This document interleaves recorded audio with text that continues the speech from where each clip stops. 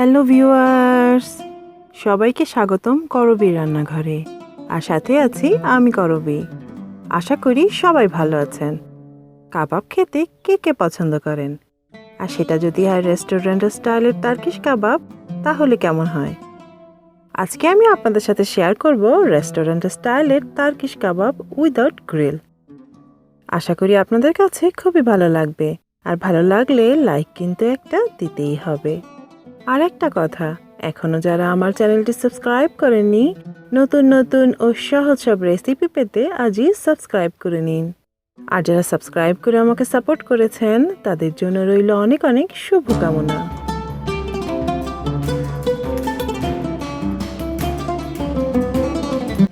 Restaurant স্টাইলের Turkish কাবাব বানাতে আমাদের আজকে যা যা লাগছে: চিলি ফ্লেক্স 1 টেবিল স্পুন, লাল মরিচের গুঁড়া 1 টেবিল স্পুন, গরম মশলার গুঁড়া 1 টেবিল স্পুন, জিরার গুঁড়া 1 টেবিল স্পুন, গোলমরিচের গুঁড়া 1/2 টেবিল স্পুন, লবণ নিয়েছি স্বাদ মতো।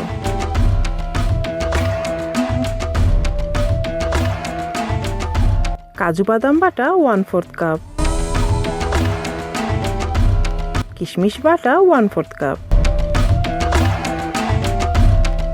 ব্রেড ক্রাম 1/2 কাপ,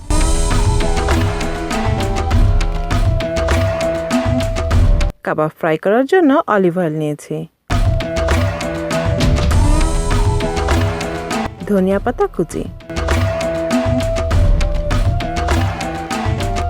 পেঁয়াজ নিয়েছি বড় সাইজের একটা, গ্রিন ক্যাপসিকাম একটা, লাল ক্যাপসিকাম একটা, কাঁচা মরিচ 8-10টা,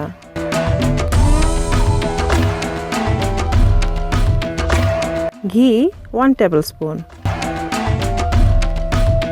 আজকে টার্কিশ কাবাব বানানোর জন্য আমি নিয়েছি চিকেন কিমা। কিমাতে যেন কোনো প্রকার পানি না থাকে, সেই জন্য কিচেন টিস্যু দিয়ে মুড়িয়ে রেখেছিলাম, যাতে একদম ড্রাই হয়ে যায়। এই কাবাব বানাতে কিমাতে কোনো প্রকার পানি থাকতে পারবে না। আর এখানে 1 পাউন্ডের মতো চিকেন কিমা আছে। কাবাব বানাতে আমি আজকে ফুড প্রসেসর নিয়েছি, তবে কাবাব বানাতে যে ফুড প্রসেসরই লাগবে তা কিন্তু নয়। দিয়ে দিচ্ছি পেঁয়াজ, কাঁচামরিচ,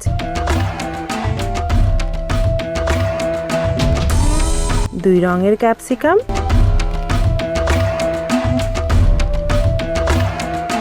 ধনিয়া পাতা, সাথে দিয়ে দিচ্ছি সমস্ত গুঁড়া মশলা।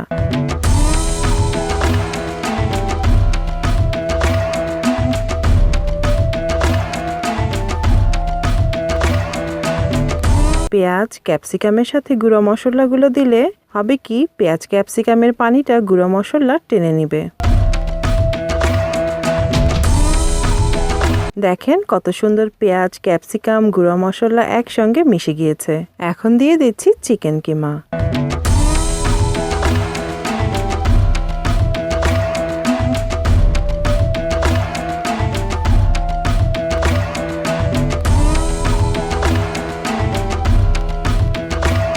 আরও একটু মিশিয়ে নিচ্ছি।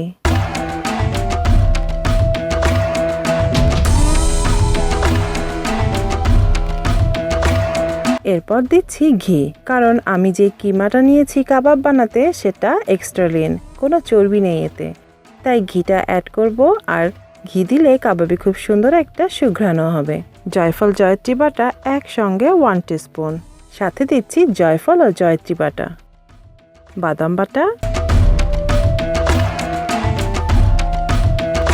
কিশমিশ বাটা,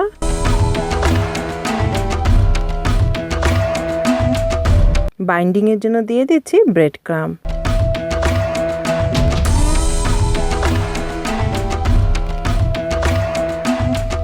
আবার সব কিছু একসঙ্গে মিশিয়ে নেব।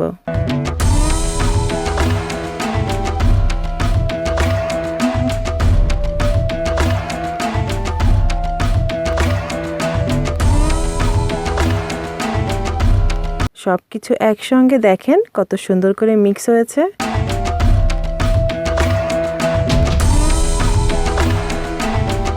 এখন একটা বড় প্লেটে কিমা মাখানোটা ঢেলে নিচ্ছি।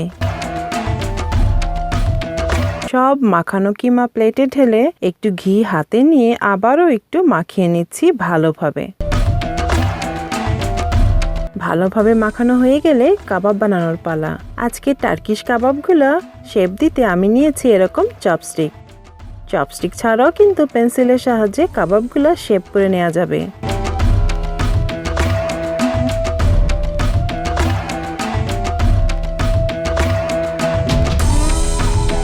হাতে আরও একটু ঘি লাগিয়ে নিচ্ছি। আর ঘরে কিভাবে ঘি বানাবেন সেই রেসিপি আছে আমার চ্যানেলে, অবশ্যই ট্রাই করবেন। এখন কেমন সাইজের কাবাব বানাবেন সেই অনুপাতে মাখানো কিমা নিয়ে চপস্টিক মাঝখানে রেখে কাবাব বানাতে হবে। এইভাবে চপস্টিক রেখে কাবাব বানালে কাবাবের মাঝখানে খুব সুন্দর একটা সুরাগ হবে। আর এটাই কিন্তু টার্কিশ কাবাবের বৈশিষ্ট্য। এখন হাত দিয়ে চেপে চেপে চপস্টিকের সাথে কিমা লাগিয়ে কাবাব বানিয়ে নিতে হবে। কিমাতে যদি পানি থাকে তাহলে কিন্তু এভাবে চপস্টিকের সাথে লাগানো যাবে না, ভেঙে পড়ে যাবে। সেজন্য একটু কিন্তু কিমাটাকে আমাদের একদম ড্রাই করে নিতে হবে। একটা কাবাব বানানো হয়ে গিয়েছে।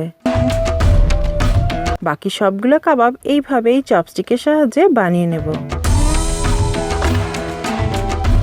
চুলাতে এইরকম একটা তাওয়া বসিয়ে ভালোভাবে গরম করে দিয়ে দেব তেল। খুবই সামান্য তেল লাগবে এই কাবাবগুলো ফ্রাই করতে। চুলার আঁচটা কিন্তু একদম মিডিয়ামে থাকবে শুরু থেকে শেষ পর্যন্ত। একটা একটা করে কাবাব দিয়ে দিচ্ছি তাওয়াতে। এক পাশ ভালোভাবে না হলে কাবাব কিন্তু উল্টানো যাবে না।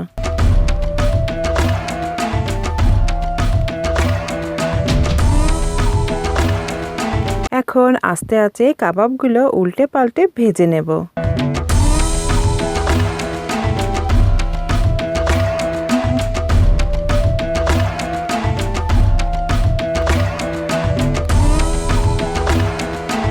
বেশ কিছুক্ষণ পরে চপস্টিকগুলো এইভাবে ধরে বের করে নিতে হবে।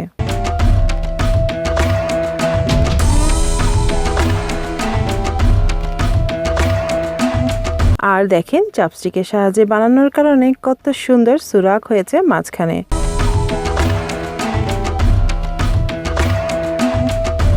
কাবাব ফ্রাই করা শেষ। আর কত অল্প তেল লাগলো কাবাবগুলো ফ্রাই করতে। দেখতে কতটা সুন্দর হয়েছে, তাই না? এই টার্কিশ কাবাবগুলো রুটির সাথে খেতে কিন্তু বেশি ভালো লাগে। অথবা আমার মতো এমনি এমনিও কেচাপের সাহায্যে খেতে পারেন।